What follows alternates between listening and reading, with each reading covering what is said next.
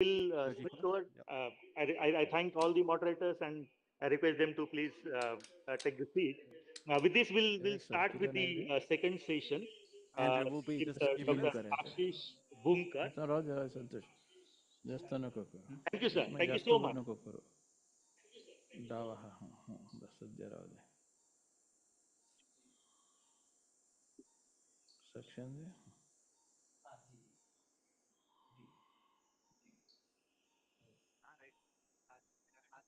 Green.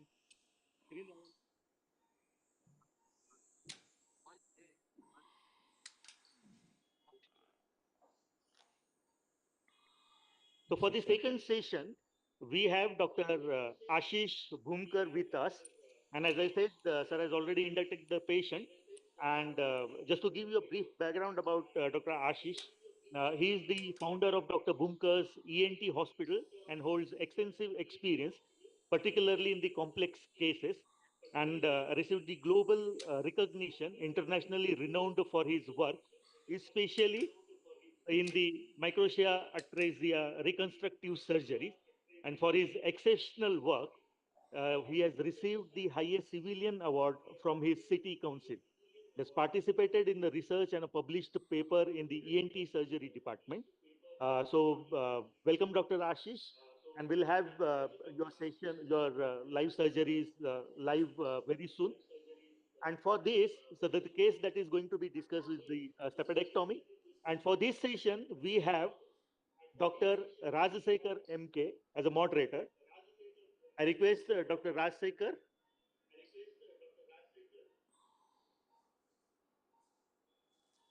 Welcome, sir. Please be there on the dais, sir. So Dr. Rajsekar, please give him a big round of applause. Thank you, sir. Then we have Dr. Nilamadda Rusti. We have Dr. Satish Mehta. Please, sir. Welcome, sir. We have Dr. Enes Hiremat. Hiremat, sir? Yes. Welcome, sir. Please be on the dais.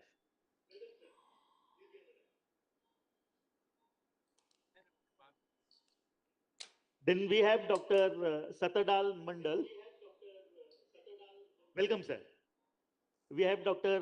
Rajesh Kumar Padde and Dr. Prasad Kelkar.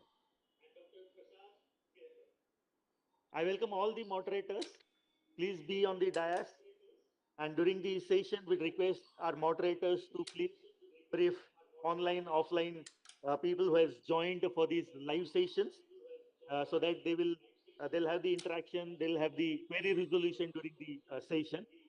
So I welcome once again all the moderators and I welcome Dr. Ashish Bhumkar, sir.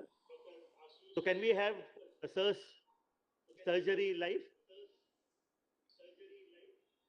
Hello. Good morning, everybody. Hello. Hi, good morning. Hello. Hello, can you hear us? Morning. So may I start? Yes. Sir. Yes. So this is a straightforward bilateral conductive loss, progressive. When I take my history, the one thing I look for is whether the hearing loss is progressive or not. That sort of very strongly points towards the possibility of an otosclerosis, because in other conductive losses, the congenital one, there's no progressive element. So this is something otherwise standard. Which side to choose in an equally bilateral conductive loss? Two factors that I look at. One is the canal, how easy or not easy the canal is. But the more important is to look at the eardrum for evidence of any previous chronic otitis that the patient may have had. So if you have evidence of an old healed perforation or a scar on the tympanic membrane, this indicates that there was some infective middle ear accident in the middle ear many years back. How does that impact our stapedotomy? This middle ear mucosa tends to be more vascular and thick, so it's likely to give you trouble during the footplate work. And also there's a theoretical possibility of the incus not being 100% healthy. It could be partially eroded or partially weakened. So if I have a bilateral equal conductive loss, then this is the factor. One is the look of if the tympanic membrane is 100% normal or not, and second is of course the canal. If between the two there is a better canal, I choose the better canal. This is, I'm talking in equal conductive hearing loss. Now let me, this is a standard case, bilateral 40-45 dB conductive loss. CT scan we've done.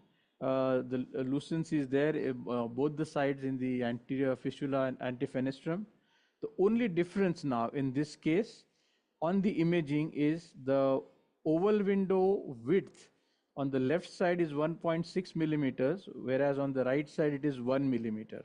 So the left side is slightly wider oval window, the footplate is going to be a little wider, and therefore that much easier for a more precise work.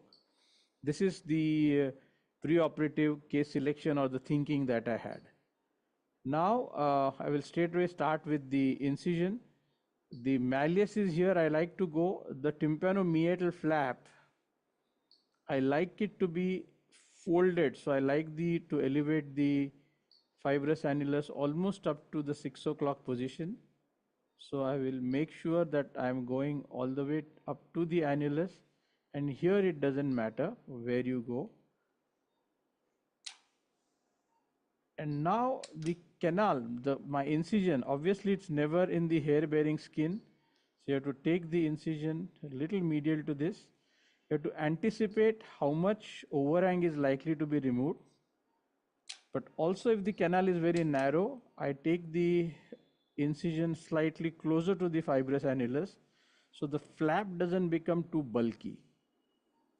And now I'm taking the incision to connect this. The skin, as we all know, tends to be very thick in the posterior superior region. So one has to sort of dig into it and then start to feel the bone.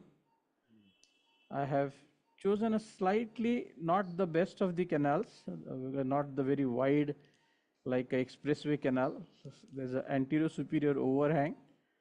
And then in those cases, you use a speculum which is slightly smaller and negotiate beyond the overhang.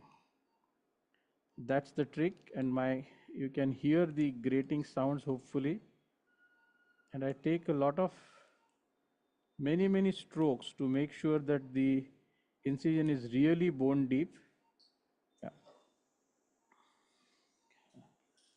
One tip that I would like to give to otology surgeons is when I'm doing stepidotomy or when I'm doing tympanoplasty with ossiculoplasty or mastoid, I use a glove size half a size smaller than my regular. For FES and other things, whatever size, I use half so that the glove fits very snugly on the fingers. So when you are handling the piston, the glove is not inadvertently folded over your finger, so the grip is better. Cotton ball.